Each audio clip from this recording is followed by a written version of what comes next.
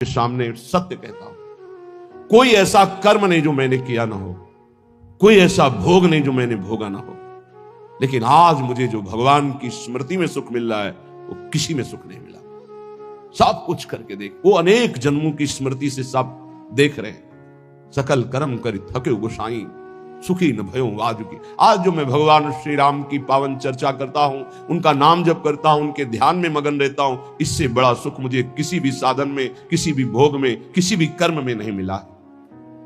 श्रीपाद कह रहे हैं, भ्रातर भोगा सुभक्ता, खूब भोग भोग लिए, तुम्हें याद नहीं है। जैसे कई बार हमने स्मृति दिलाई कि 9 महीने मां के गर्भ में इसी जन्म में रहे, कुछ याद है? 1% भी याद है तुम्हें?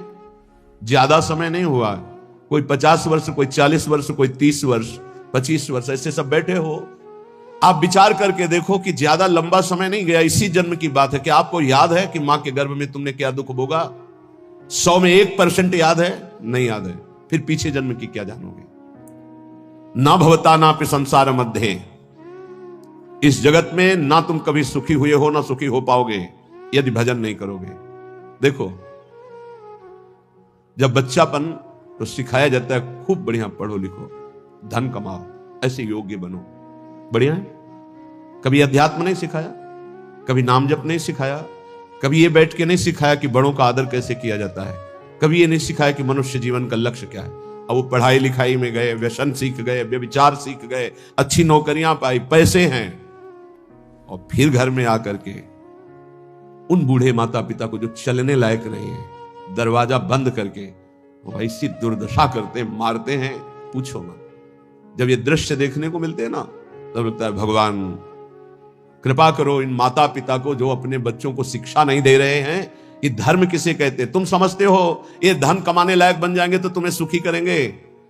ऐसे जैसे जानवर को मारते हैं ना क्रूर कर्मा लोग, ऐसे बूढ़ी माता को मारते हैं, पिता को मारते हैं, पूछो ना। तब लगता है ये जानवर पैदा हुए हैं, ये मनुष्य रूप में पशु पैदा हुए हैं। पशु क्या, राक्षस है। माने मातु पिता नहीं देवा, साधुन ते करवावे सेवा, जिनके ये आचरण भवानी, भगवान शंकर कहते निश्चर सम जानो प्राणी। निश्चर कहते राक्षस को, वो राक्षस है। तुम अपने संतानों को राक्षस मत बनाओ। ये जो केवल तुम मात पिता बाल कहीं बुलावे, उधर भरे सोई जतन सिखावे, तुम राक्षस बनाने की चेष्टा कर रहे हो। बहुत सज्जन बेटा एक आया था अभी 2-4 दिन के अंतर्गत, एकांतिक। उसने कहा मेरी मां कहती कि तुम्हारा मोबाइल तोड़ देंगे यदि तुमने सत्संग सुना। मेरा बाप कहता है कि तुमको हमारी कसम है यदि वृंदावन गए। यही बच्चे जब सतमार्ग से विमुख हो जाएंगे और शराब पीकर घर आएंगे, तब तुम्हारी पूजा करेंगे, तब तुम्हें अपनी कसम ध्यान आएगी कि अगर ये वृंदावन जाता, साधु समागम करता, तो आज लातों से न मारता। आज ये मेरी दुर्दशा न कर। चीख रहा है, क्या है? भ्रातर भोगा सुभुक्ता, भुगतोगे। ये जो कर रहे हो कर्म में भुगतोगे। तुम्हारे बेटा बेटी देख रहे हैं कि बुढ़े के साथ कैसा तुम कर रहे हो, वही इंतजाम तुम्हारे लिए रहेगा, वही इंतजाम, उससे बढ़ के ब्याज सहित। चिंता मत करो। इसलिए हम सबसे प्रार्थना करते हैं, ये कर्म भूमि है, जो बीज बोओगे वही फल काटोगे।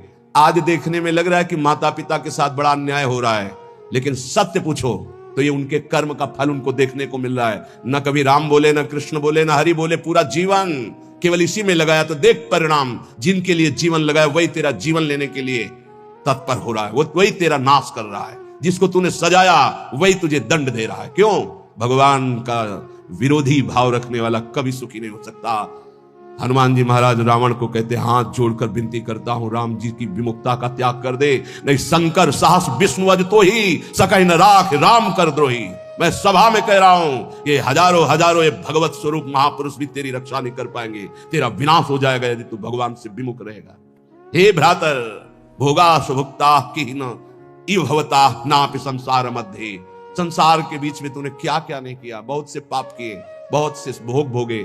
अब बुद्धि ठिकाने लगा लो, सावधान हो जाओ। अभी सब मिटा सकते हो, सब गलतियां मिटा सकते हो, अभी बहुत अच्छे बन सकते हो, अभी भगवत प्राप्ति कर सकते हो। पूरा जीवन गलती करता रहा, जामिल अंतिम में नारायण निकल गया तो भगवत प्राप्त हो गया। अपना पता नहीं कब अंतिम, अब सुधार लो। अगर हमारी आवाज आपके कान में पहुंच रही है, चाहे ऐसे समक्ष बैठे हुए या यूट्यूब में, आपके माता पिता कैसे भी हो, हमारी प्रार्थना है यदि वो वयोवृद्ध हैं चलने फिरने में असमर्थ हैं, तो पहले समझ लो उनकी बुद्धि भ्रष्ट हो गई है। तुम्हें मानना पड़ेगा। ये भ्रष्ट का मतलब होता है स्थिति से गिर जाना। अब वो ठीक नहीं बोलेंगे, वो आपको गाली देंगे। आप घी चुपड़ी रोटी सब्जी दाल सब देंगे, फिर भी वो आपको गाली देंगे। आपके रिश्ते नातेदारों से आपकी निंदा करेंगे, पर आप उनकी इस बिगड़ी हुई बुद्धि का रोष पूर्वक अनुगमन करते हुए उनको पीटना, उनको मारना, ये आचरण मत करें, क्योंकि उनकी कर्मानुसार बुद्धि बिगड़ चुकी है। अब अपने कर्म आप मत बिगाड़िए, वो आपके भगवान हैं। सच्ची मानिए, उनमें भगवान बैठे हुए हैं। ऐसे असमर्थ माता पिता को भगवान की तरह दुलार करोगे तो तुम सदैव श्री संपन्न रहोगे। लक्ष्मी तुम्हारे घर से नहीं जाएगी। और जिन घरों में माता पिता को त्रास दिया जाता है, जिन घरों में आए हुई पानी ग्रहण करके पत्नी के साथ अनर्थ नाना प्रकार की दोष वृत्तियां, वो घर कभी श्री संपन्न नहीं हो सकता, सुख संपन्न नहीं हो सकता। आप सत्संग सुनने आए हो, इसी का सुधार करना चाहिए। माता पिता आपके साथ क्या व्यवहार कर रहे हैं बिल्कुल मत देखो, ये मान लो कि ये पागल है। उनकी बातें मत सुनो, तुमका अपना कर्तव्य दे। तुम्हारा क्या कर्तव्य? हमको केवल अपना कर्तव्य देखना। हमें बहुत कष्ट होता है जब ये बात देखते हैं कि बूढ़े असमर्थ माता पिता के साथ ऐसा व्यवहार, तब लगता है कलेजा है इसका हृदय है कि भगवान ने पत्थर की रचना की इसके हृदय में। अरे और कौन? जिसने 9 महीने गर्भ में रखा, जिसने अपने रक्त का दूध बनाकर तुम्हें पिलाया, जिसने तुम्हारे मल मूत्र साफ किया। आज तुम हाथी जैसे जवान हो तो लात मारते हो, डंडा मारते हो, उनको गाली देते हो। चिंता मत करो, तुम्हारे लिए ब्याज सहित व्यवस्था है, ब्याज सहित दंड मिलेगा। अगर तुम्हें थोड़ा भी ये पता है कि भगवान है तो इतना समझ लो उनके वचन भी हैं। अवश्य में वो भोक्तव्यम कृतम कर्म शुभाशुभम, शुभ और अशुभ कर्मों का भोग भोगना पड़ता है। फिर माता पिता ये तो साक्षात भगवान है, इनके प्रति ऐसा ये कुछ भी बोले। हमने देखा है वयोवृद्ध आदमी की बुद्धि पतित हो जाती। पतित अगर जीवन भर भजन नहीं किया ना, तो पतित का मतलब होता है स्थिति से गिर जाना। भ्रष्ट होने का मतलब गिर जाना। अब उसको जो बोलना चाहिए वो नहीं बोल पाएगा। उस समय हमको क्रोध नहीं करना कि हम तो इतना खवाते पिलाते हैं, ये हमारी निंदा करते हैं। ये हम बहुत गूढ़ बात आपको कह रहे हैं। जिसने अपने माता पिता की सेवा कर ली, उसने भगवान को प्रसन्न कर लिया। उनके नाराज रहने पर, उनके गाली देने पर, उनके तिरस्कार करने पर भी। पर हमारी प्रार्थना है, हम जो शब्द कह रहे हैं उसे ध्यान से सुनिए। जो माता पिता असमर्थ हो चुके हैं, चलने फिरने लायक नहीं है, उनके वर्ताव और उनकी कट वचनों पर ध्यान न दिया जाए। उन्हें भगवान की तरह पूजन करके उनकी सेवा की जाए। जितने दिन जिए खूब मेहनत करके कमाओ, उनको खाओ पियो, कपड़ा लत्ता, सुखपूर्वक जीवन, तो तुम्हारा लोक और परलोक दोनों बन जाएगा। ये शब्द हम शर्त इसलिए रखते हैं कि जो माता पिता अपने कर्तव्य का पालन करना नहीं जानते हैं और अभी चल फिर रहे हैं, मनमानी आचरण करते हैं, गंदे विचारों का पोषण करते हैं, पोषण करने वालों का शोषण करते हैं, ऐसे माता पिता के लिए नहीं कह रहे। हम उन असमर्थ माता पिता के लिए कह रहे हैं कि जिनकी वास्तविक बुद्धि बिगड़ चुकी है, शरीर सेवा में समर्थ स्वयं नहीं रह गया है। अब हमारा कर्तव्य बनता है वो गाली दे, वो पड़े पड़े हगे, तो भी हमें उनकी सेवा करनी चाहिए। निश्चित भगवान प्रसन्न हो जाएंगे, निश्चित। हमने आपको कई बार उदाहरण में बताया है महाभारत का प्रसंग। एक महात्मा कश्यप नाम के थे, तो एक वृक्ष के नीचे बैठे ध्यानस्थ थे। जब एक बगुली बीट कर दिया तो ऐसे माथे से गिरा, तो ऐसे देखा और रोष पूर्वक देखा तो भस्म हो गई, आग लग गई और जलकर राख होकर गिर गई। उनको लगा मेरी तपस्या बहुत पावरफुल हो गई। एक घर में गए, भिक्षामदेहि, एक साध्वी भगवत भावपरायण पति को भगवान मानने वाली पतिव्रता देवी निकली, प्रणाम किया। ब्राह्मण कुछ क्षण रुकिए, अभी मैं आपको भोग लाई। जब ही वो घर गई तो दूसरे दरवाजे से उसके पति आ गए। बिल्कुल ध्यान से सुना, अपने पति को साक्षात भगवान मानना, अपने पति की ही आराधना में तन्मय रहना, ये पातिव्रत बड़ा महान धर्म है। इसी से भगवान शंकर ब्रह्मा और विष्णु को 6-6 महीने के बालक अनसुईया जी ने बना दिया था। लेकिन ये बहुत दुर्लभ बात है जो अपने देह को पावन करके एक पति को समर्पित करके आजीवन वो देवी। ये भारत यति और सतियों का देश है। धर्म की यहां जय जयकार सदैव होती रही, होती रहेगी। हाँ, थोड़ा कम ज्यादा अंतर पड़ता रहेगा।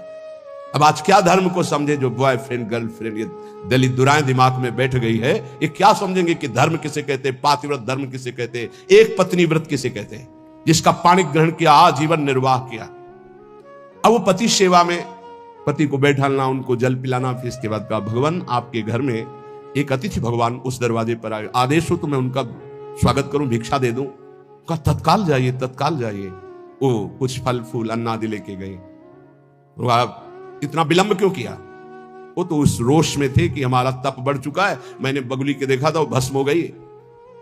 उनका भगवान शांत शांत, विलंब का कारण मैं एक पतिव्रता हूं, मेरे प्रभु मेरे पतिदेव आए, मैं उनको आसन दिया, जल पिलाया, फिर उनकी अनुमति से आपको देने आई हूं। उनका तुमने हमको ऐसा वैसा महात्मा समझ लिया क्या? तो उसने कहा महाराज तुम्हारे उस वृक्ष की बगुली नहीं हूं कि तुम्हारे देखने से भस्म हो जाऊंगी। मैं एक पतिव्रता हूं जो बैठे बैठे तीनों लोकों का दर्शन कर रही हूं अपने पातिव्रत धर्म के व्रत से। बहुत बड़ा बल होता है पातिव्रत धर्म में, ये कोई खिलवाड़ नहीं है। गृहस्थी कोई साधारण धर्म नहीं, आप लोग जिसे बिल्कुल अवहेलना कर रहे हैं कि हम तो गृहस्थ हैं, हम तो विषयी हैं। अरे भगवान के अंश हो, तुम जहां हो वहीं से भगवत प्राप्ति कर सकते हो, इतनी सामर्थ्य आप में है। अब तो होश उड़ गए उनके कि ये बात तो केवल मैं ही जानता था कि बगुली को देखने से भस्म हुई, दूसरा कोई नहीं। तो हाथ जोड़ा और कहा देवी तुम्हें कैसे पता है?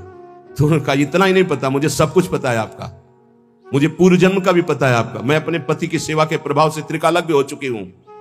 जाओ अभी तुम्हें सच्चा ज्ञान प्राप्त नहीं हुआ, सच्चा ज्ञान प्राप्त कराने के लिए अमुक प्रांत में जाओ और वहां जो मांस बेचने का व्यापार करते थे कसाई के रूप में, वो जन्मे थे उस कुल में, लेकिन वो खरीद करके मांस व्यापार उनकी कुल परंपरा का, वहां जाइए और वो तुम्हें धर्म का उपदेश करेंगे।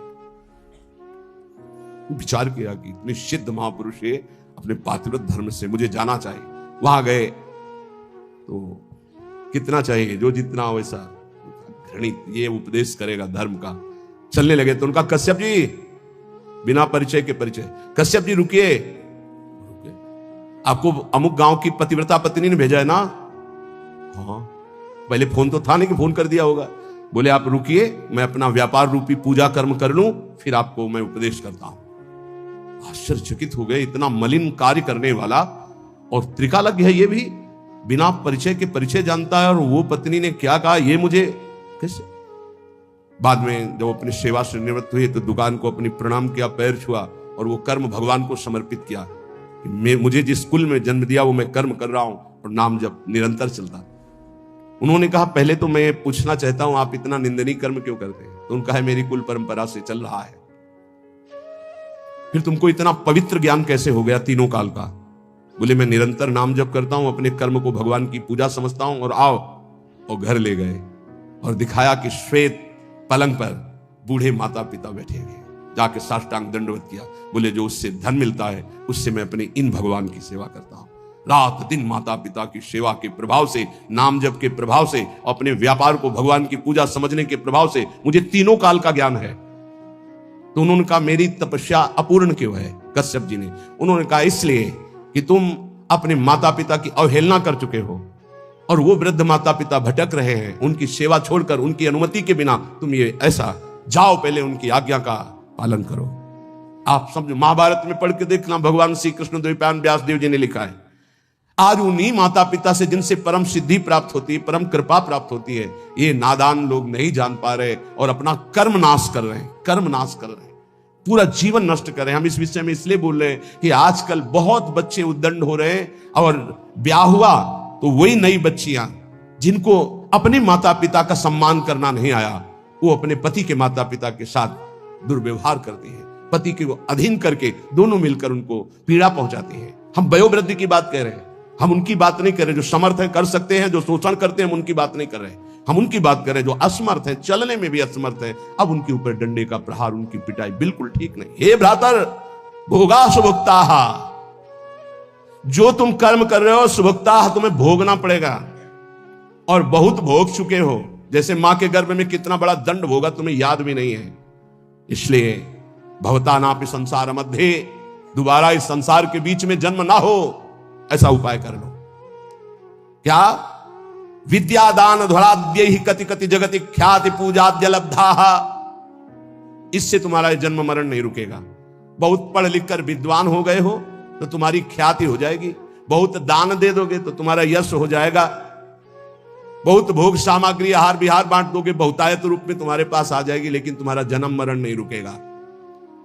जन्म मरण रुकेगा अद्याहारे यादृच्छिक उर्गुणवानप्यहो समृतात्मा श्रीमद वृंदावनेस्मिन् सतत मट सखे सर्वतो मुक्त संगाहा। आहार विहार की चिंता छोड़ दो, योगक्षेमम वहाम्यहम का ठेका भगवान लेते हैं। अपने कर्तव्य का धर्म पूर्वक पालन करो, धन की चिंता मत करो। आ जाओ श्री धाम वृंदावन, सत्संग सुनो, उसके अनुसार आचरण करो, साधना भजन करो, तुम्हारा परम मंगल हो जाएगा, आवागमन से मुक्त हो जाओगे। हे सखे, वृंदारण्यम त्यजेति प्रवदति यदि कोप्यस्य जिह्वाम छिन्नमि श्रीमद् वृंदावनान माम यदि नयति बलात् कोपितम हन्यवश्यम। यदि किसी ने मुझे वृंदावन से बाहर जाने की बात कह दी तो मैं उसकी इतनी अनन्य निष्ठा है श्रीपाद की, बोले आप एक बार आइए। उनसे कहना पड़ता है कि क्षमा कीजिएगा, श्रीधाम वृंदावन का क्षेत्र संन्यास है। क्षेत्र संन्यास का तात्पर्य होता है मैं जिस क्षेत्र में संन्यास ले रहा हूं उस क्षेत्र का कभी त्याग नहीं कर सकता, इसे क्षेत्र संन्यास, अनन्य निष्ठा।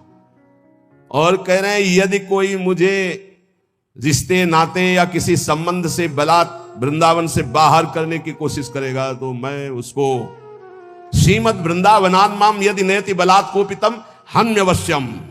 बहुत जोर की बात है, बहुत होश में सुनना।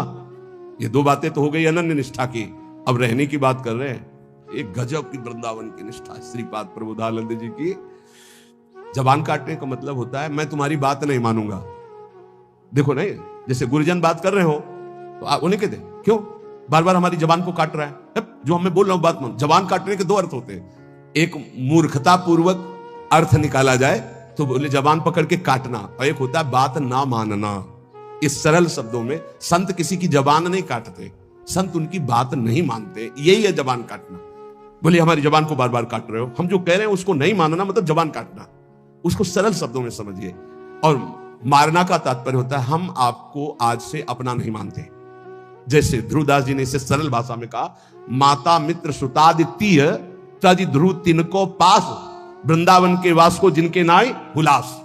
वो कोई भी हो, हम अपना संबंध नहीं मानते हैं जो हमें वृंदावन से बाहर कर सके, ऐसे इसका अर्थ लो। अब जो कह रहे हैं वो बहुत गूढ़ विषय है। कामम वेश्याम उपेयाम न खलु परिणया यान्यतो यामि कामम चौर्यम कुर्याम धनार्थम न तो चलति पदहंत वृंदावनान में। कैसे अर्थ पड़े, हिम्मत नहीं पड़े। कामम वेश्याम उपेयाम न खलु परिणया यान्यतो यामि कामम। बहुत ऊंची निष्ठा है, इसलिए समझ पाना बहुत कठिन है। ये बहुत बड़ी बात कह रहे हैं कि वृंदावन में मैं वैश्यागमन करके भी रहना स्वीकार कर सकता हूं, लेकिन वृंदावन के बाहर में बहुत बड़ी बात कह रहे हैं। मतलब उसका अर्थ करना कठिन है क्योंकि उनकी बहुत ऊंची निष्ठा से वो बात कर रहे हैं। भला ब्रह्मबोध संपन्न महापुरुष के अंदर कहीं कामना हो सकती है? भला ऐसे अंतःकरण वाले महापुरुष जो प्रेम में निष्ठ है उनके अंदर कहीं कामना हो सकती है? लेकिन निष्ठा की चरम सीमा का स्वरूप है ये। निष्ठा की चरम सीमा समझ पाना बहुत कठिन बात होती है, बहुत कठिन बात होती है। रसिक अनन्यमाल में एक चरित्र आता है कि वो उनके गुरुदेव भगवान हरिवंश महाप्रभु थे। उन्होंने बताया जैसे हरिराम व्यास जी को श्याम श्यामा पद कमल संग शिरनायो, श्याम श्यामा के चरणों की जो आराधना करने वाले भक्तजन उनकी आराधना से निश्चित प्रिया प्रीतम की प्राप्ति हो। उन्होंने गृहस्थ में थे, वो अपने घर में साधु सेवा विस्तार करने लगे। जो अब जहां जैसे संत सुनते उनके घर आते, तो एक नौजवान आदमी ने जो बिल्कुल कोई मतलब भजन साधन से नहीं, देखा बहुत साधु वेश में हलवा पूड़ी खवाया जाता है, दक्षिणा भी मिलती है, तो पाखंड वेश धारण करके, वो साधु नहीं था, वो वहां गया तो उन्होंने उसका पूजन किया वैसे ही जैसे संत सेवा करते हैं। अब वहां कोई रोक टोक नहीं थी, तो जैसे ये निष्ठा है ऐसे वो बहुत ऊंची निष्ठा, उसको सब लोग नहीं कर सकते, करना भी नहीं चाहिए। अब उनके घर में एक नवयुवती बच्ची थी जो ब्याह योग्य थी, और माता पिता और सब खूब वैभव ऐश्वर्य और साधु सेवा करते थे। रात्रि में छत में गर्मियों में शयन होता है, तो संत जो संत नहीं थे, केवल वेश मात्र था, वो कुछ ऐसी चेष्टा, बड़ा प्रसंगम सारांश में किया, निष्ठा का स्वरूप। सुबह हुआ, अब आंगन में माता पिता, और वो समझ गया था कि देख, अब वो घबरा रहा था, उसके प्राण व्याकुल होते कि मारे गए हम। हाथ जोड़ा दोनों ने, कहा प्रभु मैं सदैव संतों को भगवान मानता रहा हूं और आपको भी भगवान मानता हूं। आपने जो भी चेष्टा की मैं समझता हूं मेरे राधा वल्लभ लाल का ही इशारा था। आप इस बेटी का पानी ग्रहण करें, सारा महल और ये सब ऐश्वर्य आपका, और मुझे आदेश करें अब मैं अपने गुरु हरिवंश चंद्र जी के पास वृंदावन जाकर और चल दिए सब छोड़ के। ये ऐसी निष्ठाएं कहीं हजारों में नहीं होती, कोई बिरला। तो जैसे श्रीपाद कह रहे बहुत ऊंची निष्ठा की बात है, इससे साधारणतया ना ले लिया जाए, क्योंकि जो ब्रह्म बोध संपन्न महापुरुष है, नहीं स्वात्मा रामम विषय मृग तृष्णाम भ्रमयति, और दूसरा जो प्रेम में वहां कहीं गुंजाइश ही नहीं है, ये निष्ठा की केवल बात है। कह रहे कि यदि बोले चोरी करके खा लूं, चौर्यम कुर्याम धनार्थम न तो चलती पदम हंत वृंदावनान में, एक कदम वृंदावन से बाहर नहीं होऊंगा, चाहे मुझे छीन के खाना पड़े, चाहे चोरी करके खाना पड़े, चाहे वृंदावन वृंदावन वृंदावन। इसीलिए इसकी व्याख्या ज्यादा नहीं की कि अज्ञानी जीव नहीं समझ पाएंगे। परिहासे प्यन्या प्रिय कथन मुक्तोति बधिरहा। देखो देखो आप समझना, अगर मैं कभी हंसी मजाक में भी बुरा बोलने की बात आएगी तो गूंगा बन के रहूंगा, कभी किसी को कष्ट देने के लिए हंसी मजाक भी नहीं करूंगा। परिहासे, ऐसे महापुरुष भला जरा सोचना, इसीलिए वहां रुक रहे थे कि शायद है बहुत लोग बाहर के भी बैठे ना समझ पावे इतनी ऊंची स्थिति की बात, और महापुरुष की बात का उपहास करने लगे। परिहासे प्यन्या प्रिय कथन मूकोति बधिरहा। यदि किसी का अप्रिय दुख भरा मेरा वचन उनके कान में पहुंचने का अप्रिय वाला हो तो मैं जिंदगी भर मौन रहूंगा, कभी बोलूंगा नहीं, परिहास में भी नहीं बोलूंगा जिससे किसी का हृदय दुखी हो। और परेशान दोषानुश्रुति मनु विलोकेंधनयनहा। यदि वृंदावन में कोई गलत कर रहा है, ऐसा मेरे नेत्र देखेंगे तो कभी देखने लायक नहीं रखूंगा अपने नेत्रों को। वृंदावन का दोष मैं नहीं देख सकता, वृंदावन वासी का मैं दोष भाव कभी अपने में, परेशान दोषानु मैं सुनूंगा भी नहीं, मन से भी नहीं चिंतन करूंगा, और विलोकेंध नयना, देखते हुए भी मैं अंधा बन जाऊंगा, अपने नेत्रों को देखने लायक नहीं रखूंगा। ये निष्ठा वृंदावन और वृंदावन वासी। शिलावन निश्चेष्टा परवपुषि बाधा लव विधौ। यदि कोई हमारे शरीर को पीटने लगेगा तो मैं बिल्कुल पत्थर की काष्ठ की तरह बन जाऊंगा, पीट लो, प्रारब्ध है इस शरीर, मैं पलट कर उसको थप्पड़ नहीं मारूंगा। इतनी बड़ी स्थिति को समझना है। ये ऐसा देखा है, महापुरुषों को देखा है, देखा है। आप लोग इस समय से आधुनिक वातावरण में है कि जहां वो कष्ट नहीं मिले हैं। नीचापमाने सुधा, नीच पुरुषों द्वारा किया हुआ अपमान अमृत के समान सहा जाता है। ये अवसर होते हैं, ये कृपा होती है। आप कैसे समझोगे इसे कृपा कहते हैं? ये परीक्षा होती है भूमिका बदलने के लिए। ऐसे भूमिका बदलती है अध्यात्म की, बड़े बड़े महापुरुषों की। चाहे कोई कितना भी मुझे कष्ट दे, पीटे, मैं पत्थर के हृदय रख करके सह जाऊंगा कभी। शिलावन निश्चेष्टा, कोई चेष्टा ही नहीं करूंगा, पत्थर में जैसे डंडा मारो, कुछ नहीं बोला ऐसे। पर वपुष बाला लव विधो, लेश मात्र भी पीटने वाले को कष्ट नहीं होने देंगे। यही उमा संत के यही बड़ाई, मंद करत जो करे भलाई। हे प्यारे, ऐसे वृंदावन वास करो, ऐसे वृंदावन वास करो, ऐसी निष्ठा। तो आखिरी जन्म है, वृंदावन में सत्संग सुन रहे हो, नाम जप करो, नहीं वृंदावन वास है तो आश्रय ले लो, पर इतने सहनशील रहो तो ये आखिरी जन्म है। बार बार जन्म मरण के चक्र से मुक्त हो। मानव जीवन केवल अच्छी कमाई के लिए है। संतों के महामहिम वचनों के अनुसार जो चलता है वो पुण्य एकत्रित करता है, और जो कुमार्गगामी बुद्धि के अनुसार चलता है वो पाप एकत्रित करता है। भगवान के सिवा, सुनो महापुरुषों के वचन है, भगवान के सिवा तुम किसी और का सहारा लोगे तो अंत तक तुम्हें पछताना पड़ेगा। भगवान के सिवा किसी और का सहारा लोगे तो अंत तक तुम्हें पछताना पड़ेगा, और नरक जैसा जीवन हो जाएगा, नरक जैसा जीवन। भगवान के आश्रय में जो अपार सुख होता है, कैसे हम तुम्हें बताएं। ये जीव सोचता है धन का आश्रय, परिवार का आश्रय, बिल्कुल सब नाटक, धोखा ही धोखा, सच्ची वाली है। भगवान के सिवा दूसरे का सहारा लोगे तो अंतिम में तुम्हें पछताना पड़ेगा, नरक जैसा कष्ट होगा। अगर भगवान का सहारा है तो सच्ची माने जीवन परम मंगल में देखने को मिल रहा है। नारकी स्थिति से जीवन परम मंगल में देखने को मिल रहा है। दूसरा, संसार के मनुष्यों से जो प्रेम किया जाता है वो अगले जन्म का निमंत्रण है, अगला जन्म का। और यदि भगवान से प्रेम किया जाता है तो परम धाम जाने का, अगला जन्म का खत्म। अब देखो तुम्हें पसंद क्या करना है। तीसरा, जिस शरीर में जितनी आसक्ति कर लोगे अगला वही जन्म उसी शरीर का मिलेगा। जैसे हिरण के शरीर में आसक्ति कर ली तो भरत जी हिरण बन गए, पुरंजन ने स्त्री में आसक्ति कर ली तो पुरंजनी बन के अगले जन्म में स्त्री बन करके जन्मा। इसलिए जिस शरीर से अधिक प्रेम कर, जो मकान से ज्यादा प्यार करता है वो छिपकली बनकर मकान में रहता है। ध्यान, जो जिससे अधिक प्यार वो ऐसी योनि को प्राप्त। तुम योनि प्राप्त करने के लिए नहीं आए, तुम भगवान को प्राप्त करने के लिए मानव देह प्राप्त किया है। नाम जप करो, सच्चाई से नाम जप करो, तुम्हें खुद दिखाई देगा जो लिखा है। कोई किसी से प्यार नहीं करता, सिर्फ नाटक प्यार का चल रहा, कोई प्यार। जो राग और द्वेष पूर्वक जीवन व्यतीत करता है वो दुर्गति का पात्र बनकर के नाना प्रकार की नारकी योनियों को भोगता है और प्राय राग द्वेष में ही जीवन जा रहा है। ये 18 दोष भोगने ही पड़ते हैं जो भगवान का भजन नहीं करता है। भूख, प्यास, बीमारी, बुढ़ापा, राग, द्वेष, मोह, निंदा, चिंता, भय, खेद, विषाद, जन्म, मरण, विस्मय, शोक, मंद, अरति, कहीं मन नहीं टिक रहा, घोर अशांत, डिप्रेशन, अरति। ये 18 दोष भगवत विमुख को भोगने ही पड़ते हैं। और यदि वो भगवान के आश्रित हो जाता है तो उसमें जैसे भूख है, प्यास है, बीमारी है, बुढ़ापा है, इन सब में भगवान का एक विशेष कृपा प्रसाद रहता है। देखो, बेटा और बहू की कथा सुन चुके। एक संत भगवान ने कभी शिष्य नहीं बनाए थे, श्रीधर बाबा। और जब वृद्धावस्था आई तो अपने लोग 8-10 संतों की होड़ लगती थी कि देखो आपने 1 घंटा सेवा की है, अब आप हटिए, अब हम सेवा। और जानते उनको कैसे सोच कराई जाती थी?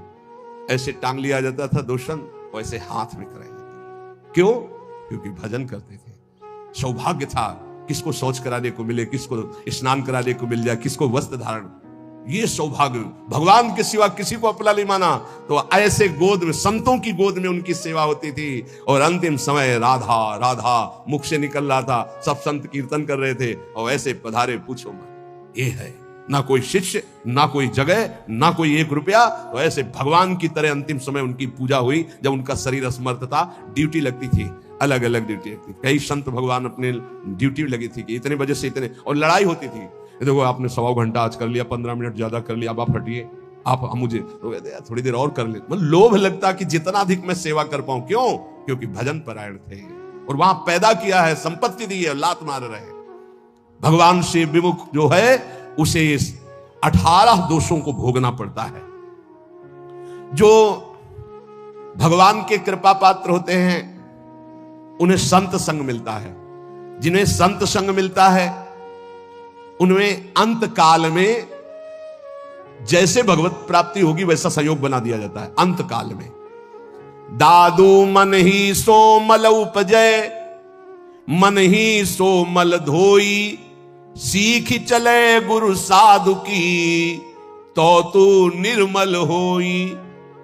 नाम जपे रुचि साधु को, साधु जपे रुचि नाम, दादू दोनों एक टक, यहु आरंभ यहु काम। कह रहे मन गंदा हो गया है, अब मन ही निर्मल हो तब बात बनेगी। कैसे निर्मल हो? बोले गुरु का उपदेश, साधु का संग, ये साबुन है, बहुत जल्दी मन को निर्मल कर देता है। बोले जब नाम जपे तब रुचि साधु की, जब नाम जपो कहे तो संतों में तुम्हारी प्रीति हो जाएगी, और जब संत नाम देंगे तब भगवान में प्रीति हो जाएगी। ये नियम है, ये सिद्धांत। गुरुमुख के प्राप्त नाम से ही भगवत साक्षात्कार होता है। दादू हरि साधु यो पाइये, अविगत के आराध, साधु संगति हरि मिले, हरि संगत सु साध। बोले जब हरि की कृपा होती तो साधु मिलते हैं, और जब साधु की कृपा होती है तो उस अविगत परमात्मा की आराधना शुरू होती है, तब वो हरि मिलते हैं। तो हरि की कृपा का फल साधु, और साधु की कृपा का फल हरि दर्शन। हरि जब अव्यक्त कृपा करते तब संत दर्शन मिलता है। अब मोहि भाव भरोस हनुमंता, बिनु हरि कृपा मिले नहीं संता।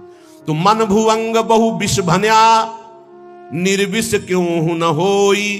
दादू मिलिया गुरु गारुणी, तो निर्विष किया सोई। बोले ये मन बड़ा विष फैलाता है, काम क्रोध लोभ मोह मद मत्सर बड़ा विषयी बना दिया। तो बोले अब ये विष कैसे उतरे? बोले गुरु गारुणी, विष उतारने वाले गुरुदेव हैं। जो गुरुदेव ने नाम मंत्र दिया है उसको जपो तो मन का सारा विष उतर जाएगा, निर्विकार मन हो जाएगा। पूजा मान बड़ाइया, आदर मांगे मन, राम गहे सब परिहरे सोई साधु जन। सबके मन में होती है हमारी पूजा हो, हमारी मान हो, हमारी बड़ाई हो, हमारा आदर हो, लेकिन साधु वही है जो मान बड़ाई आदर को स्वीकार नहीं करता, इच्छा नहीं करता। सब में मेरे प्रभु है, सबको प्रभु को भाव से प्रणाम।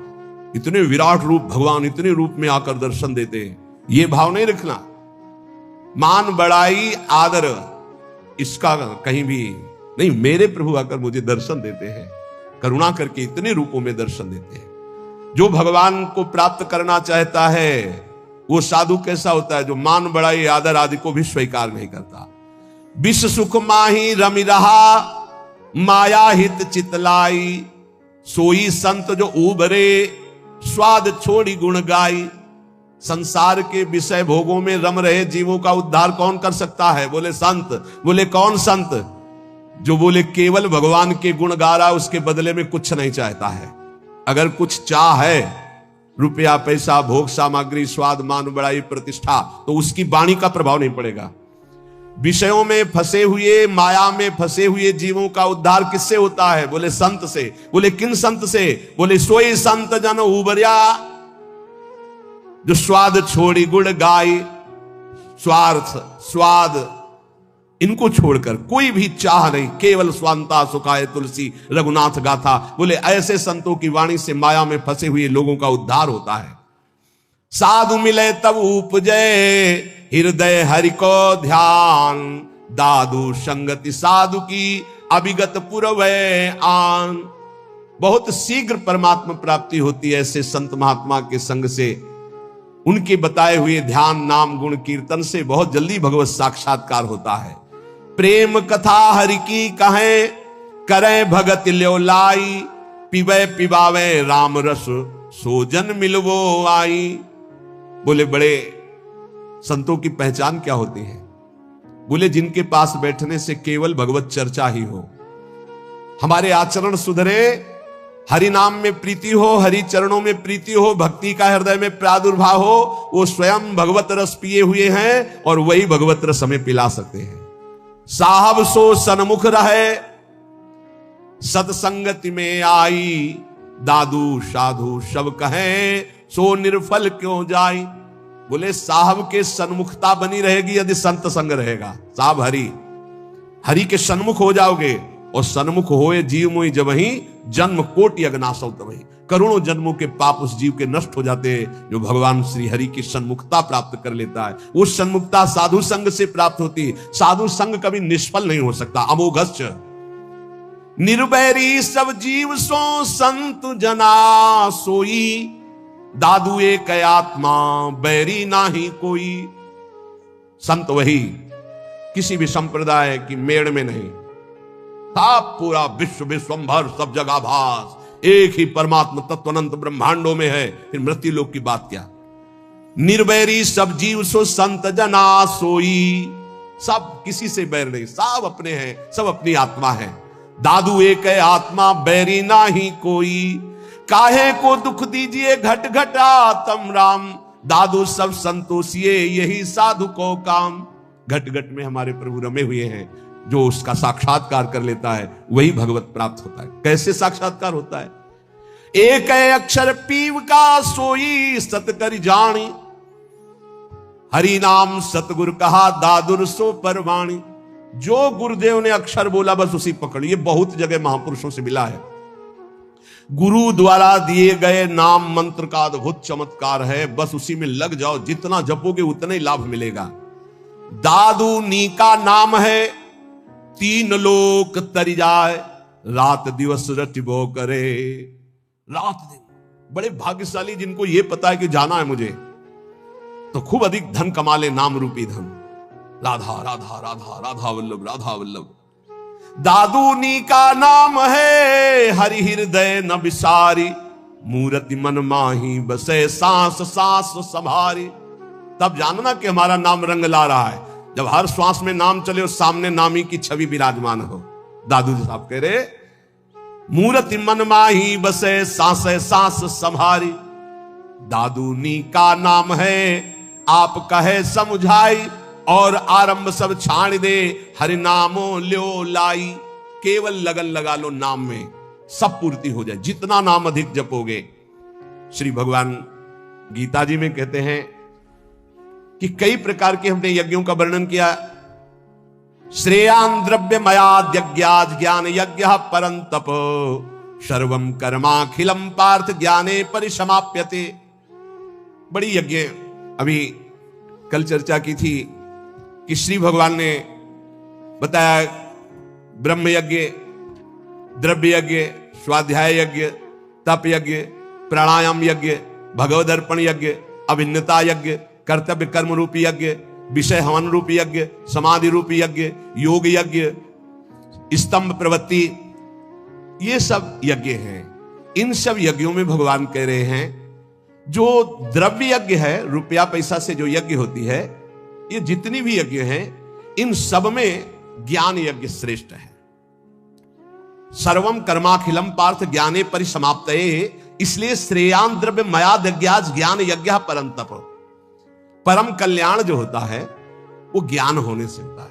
इतना तो ज्ञान हो जाना चाहिए कि हमारा स्वरूप भगवान का अंश है, भगवत स्वरूप है। हम शरीर में फंस गए और मुझे मुक्त होना, इस शरीर से, इस शरीर से मुक्त होना है।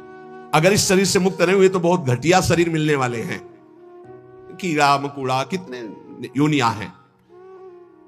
जो रुपए से यज्ञ होती है उसमें महत्ता धन की होती है, इसलिए वो परम लाभ नहीं प्राप्त हो पाता द्रव्य यज्ञ के द्वारा। द्रव्य यज्ञ में सब पदार्थ आ जाते हैं यज्ञ के, क्योंकि वो सब अर्थ से प्राप्त होते हैं। एक द्रव्य यज्ञ करे 10 अश्वमेध यज्ञ, और एक बार श्री कृष्ण को भाव से प्रणाम कर ले तो 10 अश्वमेध यज्ञ करने वाला श्री कृष्ण को प्रणाम करने वाले की बराबरी नहीं कर सकता। अब आप विचार करो द्रव्य यज्ञ कितना छोटा है जिसको बहुत बड़ा माना जाता है। यहां भगवान कह रहे हैं द्रव्य यज्ञ से श्रेष्ठ है ज्ञान यज्ञ, क्योंकि सभी यज्ञ कर्मजन्य और कर्म करने वाले में यह रहता है कि मैंने ये किया। एक हमने देखा है यज्ञकर्ता को अभिमान रहित, अंदर के कितने विशुद्ध भाव होते हैं धार्मिक पुरुषों में। उनकी मैदा की कई फैक्ट्रियां थी, वो आते थे पूर्व गुरु आश्रम में जब संन्यास मार्ग में थे, 10 गाड़ी उनके साथ होती थी। बहुत दूर से गाड़ी और पादुका उतार करके सबको वहीं रोक कर अकेले आते। उन्होंने जब यज्ञ कराई, सब जो यज्ञ के, एक हाथ में टोकरी एक हाथ में सोनी, जहां कोई खा पी के फिर हर सुविधाएं सब पवित्र वैदिक सिद्धांत से होना, और उनका काम केवल यही था झाड़ू और टोकरी ले। पूरे किलोमीटर में यज्ञ मंडप था, पूरी सब व्यवस्थाएं, और अकेले, किसी का चंदा नहीं, खूब अर्थ था, और वो स्वयं ये करते थे। जब कोई उनसे पूछता यज्ञ, कोई कहीं भी कोई पोस्टर बैनर नहीं, और कोई पूछता यज्ञ कौन कराते, तो हमें तो पता नहीं, हम तो यहाँ दोना पत्तल फेंकने की सेवा मिली, बस वो जानते हैं। कोई नहीं जानता था यज्ञ कौन करा रहा। खूब आनंद मन। ऐसे कोई द्रव्य यज्ञ करने वाले बिरला होते हैं जो भगवत समर्पित होते हैं, पर उनको ज्ञान है इस बात का कि तो दियम वस्तु गोविंदम तुभ्यमेव समर्पये, देनहार कोई और है देते रहते दिन रैन, लोग भरम मोपे करे तासो नीचे नयन। ऐसे वो महान गृहस्थ में रहते हुए भी वो महान याज्ञिक थे, यज्ञ करने वाले।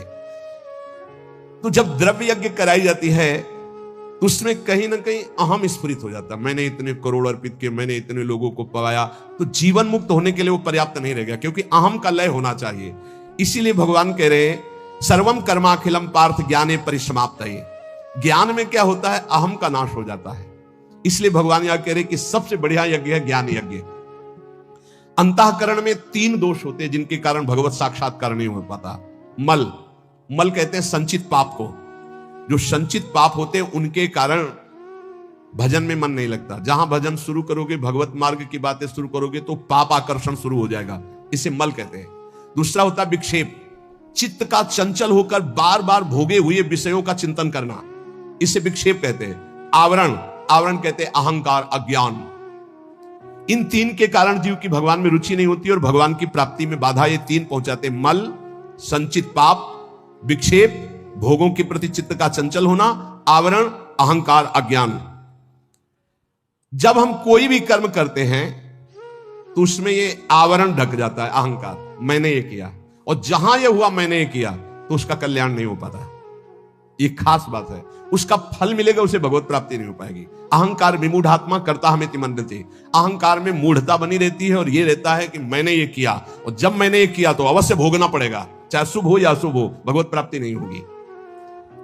जब हमें किसी महापुरुष का आश्रय मिलता है, संत महात्मा का, और वो जब हमें उपदेश करते हैं तब हमें समझ में आता है कि सारे कर्म भगवान के लिए करने हैं। हमारे पास जो शारीरिक बल, रुपया, पैसा, भोग सामग्री, सब श्री भगवान की, तो हम भगवत भाव से जब कर्म करके भगवान को समर्पित करने लगते हैं तो हमारे अंदर के दोष नष्ट होने लगते हैं। मल पहले नष्ट होगा, संचित पाप भस्म होंगे।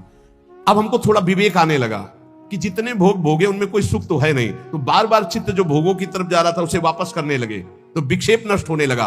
अब अहंकार भगवद अर्पित होकर के चरणों में चला गया, तीनों ठीक हो गए। मल, विक्षेप, आवरण जहां हटा, सामने सच्चिदानंद भगवान का उसको अनुभव हो जाता है। अब बोले ये मल, विक्षेप, आवरण हटाने के लिए जो साधु संग चाहिए, गुरु का संग चाहिए, वो कैसे प्राप्त हो? बोले जब विवेक, वैराग्य, समदमादि सठ संपत्ति, मुमुक्षता, श्रवण, मनन, निधिध्यासन, तत्व पदार्थ संशोधन, ये जो दैवी भागवती ज्ञान के साधन है, इनकी जब प्राप्ति की इच्छा होती है तो गुरु बनाने की इच्छा होती है। कोई ऐसे संत मिले, कोई ऐसे सदगुरु मिले। देखो भगवान सामने विराजमान है अर्जुन के, और कह रहे हैं कि जब कभी मल, विक्षेप, आवरण हटाने के लिए ज्ञान की आवश्यकता होती है तो गुरु की प्राप्ति की इच्छा होती है। तो अपने मल, विक्षेप, आवरण को हटाने के लिए, कल्याण प्राप्ति के लिए, मंगल के लिए, सुख प्राप्ति के लिए, ज्ञान यज्ञ के लिए, तत्व ज्ञान के लिए किसी संत का आश्रय लो। कैसे? बोले तद्विद्धि प्रणिपातेन परिप्रश्नेन सेवया उपदेक्षन्ति ते ज्ञानम ज्ञानिनः तत्वदर्शिनः। भगवान से पहले प्रार्थना करो कि हमको तत्वज्ञानी महात्मा मिल जाए। बड़ा मुश्किल है तत्वज्ञानी महात्मा मिलना। ये छोटी छोटी मेड़े ऐसी बन गई हैं, लड़ाई झगड़ा, एक दूसरे की निंदा स्तुति समझे नहीं पा रहे। जैसे जमीन में खड़े होकर देखो तो कोई 7 खंड की, कोई कुछ ऐसे बिल्डिंग, और थोड़ा हेलीकॉप्टर में बैठ के देखो ऊपर उड़ के, तो सब एक जैसा दिखाई देने लगेगा। तो जो ऊंचाई में चढ़ा हुआ महापुरुष है वो एक जैसा दिखता है, सब जगह एक है। देखो शास्त्रों में हमने, वैदिक सिद्धांतों में भी पाया, आ ब्रह्म है, आ। अब आप कुछ भी बोलो, आ निकलेगा। सर्वव्यापी ब्रह्म आ है, ये हमने शास्त्रों में पाया। का, खा, गा, चा, छा, टा, ज्ञा, का से लेके ज्ञा तक कोई भी अक्षर बोलो, आ निकलेगा। अब जो अक्षर है वो ब्रह्ममय है। ऐसे चराचर जगत ब्रह्म में, सर्वम खलमिदम ब्रह्म। अब ये वेद सिद्धांत पढ़ते हो, लड़ाई झगड़ा कहां रह गया, कहां निंदा स्तुति रह गई, कहां राग द्वेष रह गया, कहां छोटा बड़ा रह गया, कहां अपना पराया रह गया। यही सब सनातन आकाश की तरह है, ध्यान रखना। सनातन धर्म आकाश की तरह है, सनातन धर्म वायु की तरह है, सनातन धर्म जल की तरह है, सनातन धर्म पृथ्वी की तरह है, सनातन धर्म सूर्य की तरह है। जहां देखो वही सनातन सूर्य है, सनातन वायु, सनातन जल, सनातन भूमि, सनातन आकाश, सनातन अग्नि, अंदर और बाहर, यह है सनातन। तो ब्रह्म सनातन, परमात्मा सनातन, तो धर्म सनातन। उसको समझो, ये छोटी छोटी मेड़े नहीं। सनातन, सनातन आकाश की तरह है, सनातन वायु की तरह है, सनातन अग्नि की तरह है, सनातन जल की तरह, सबका भरण पोषण सनातन। भगवान सबसे पहली बात कह रहे हैं, ज्ञानिनः तत्वदर्शिना। किसका संग करना है? तत्व ज्ञानी का। हरिवंश महाप्रभु कह रहे हैं, कैसे प्रिया प्रीतम के प्रेम में जाओगे? बोले ये क्रूरापि पापिनो न च सताम संभास्य दृश्यास्य सर्वान् वस्तुतया निरीक्ष परम स्वाराध्य बुद्धिर्मम। सबको आराध्य रूप में देखो, चाहे पापी हो चाहे पुण्यात्मा, सब में राधा वल्लभ लाल विराजमान है। यह आचार्य का आदेश है। यह है ज्ञानिनः तत्वदर्शिना, सब जगह अपने इष्ट को देखना। ये कहां मिलेंगे? ये भगवान मिलाएंगे। भगवान से सबसे पहले प्रार्थना करनी चाहिए कि मुझे ऐसे संत का सानिध्य दीजिए जो आप में रमण करता हो। मैं तो नहीं पहचान पाऊंगा प्रभु, आप मेरे हृदय को भी जानते हो और संत को भी जानते हो, तो मुझे संत संग दीजिए। अब मोहि भा भरोसा हनुमंता, बिनु हरि कृपा मिले नहीं संता। और जब संत मिले तब क्या करो, तो बोले तद्विद्धि प्रणिपातेन परिप्रश्नेन सेवया। अर्जुन, पहले उन महापुरुषों के पास जाए तो जाकर उनको साष्टांग दंडवत करे। संपूर्ण आत्मसमर्पण का भाव साष्टांग दंडवत में माना जाता है। ऐसा भगवान क्यों कह रहे हैं? क्योंकि बिना श्रद्धा के आपको ज्ञान प्राप्त नहीं हो सकता। श्रद्धावान लभते ज्ञानम।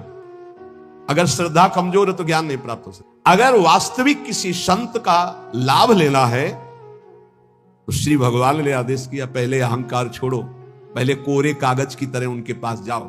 यहां इतनी लिखा पढ़ी करके आते कि डस्टर चलाने को मना ही नहीं होता। इतनी लिखा पढ़ी पहले से ही रखी हुई है, बिल्कुल बेकार।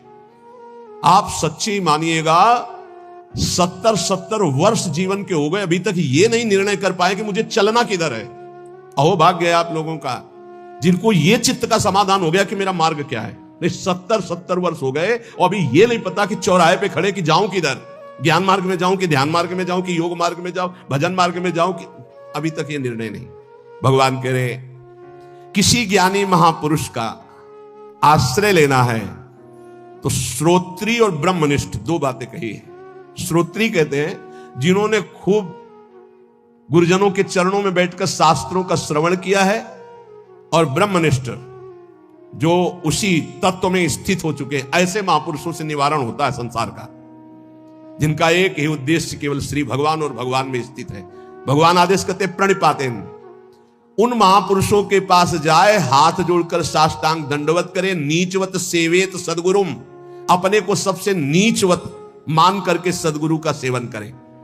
कभी भी शरीर से गुरु का निरादर न करे, तिरस्कार न हो, इसलिए गुरु के सामने नम्र, सरल और जिज्ञासा के भाव से उनकी आज्ञा पूर्वक सेवा करें। अपने आप को गुरु के चरणों में सबसे छोटा अधीन सेवक समझे। शरीर और वस्तुएं दोनों गुरु के आज्ञा के अनुसार हैं। साष्टांग दंडवत प्रणाम का मतलब है मेरा शरीर गुरु की आज्ञा पे चलेगा, अहम गुरु के चरणों में अर्पित है। सेवया, भगवान कह रहे परिप्रश्नेन के लिए सेवया, शरीर और वस्तुओं से गुरु की सेवा गौण, मुख्य है गुरु की आज्ञा का पालन करना। जिससे गुरु प्रसन्न हो बस वही कार्य करना।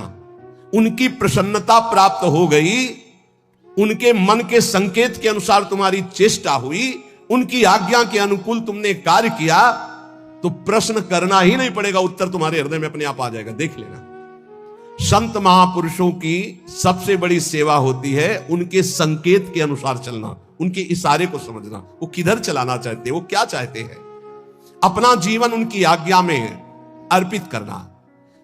संतों को जितना सिद्धांत प्रिय है उतना अपना शरीर प्रिय नहीं है।